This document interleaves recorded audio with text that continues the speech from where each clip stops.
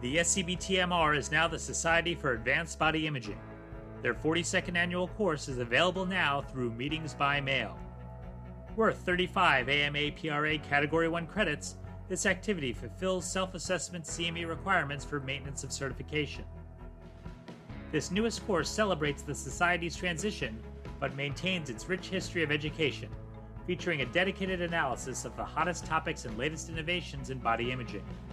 Over 100 thought leaders discuss a host of wide-ranging body imaging subjects, including GI, GU, hepatobiliary, pancreas, pelvis, large and small bowel, cardiothoracic, vascular, artificial intelligence, quality and safety improvements, and much more.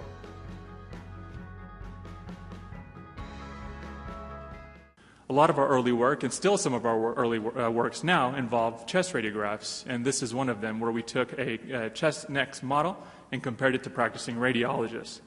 It was a 121-layer dense net neural network, and you can see some of the class activation maps on the right, looking at pneumonia. The SCBT-MR is now SABI, but their place as a body imaging innovator remains constant. Meet all of your self-assessment CME requirements for MOC with their 42nd annual course, available now at meetingsbymail.com.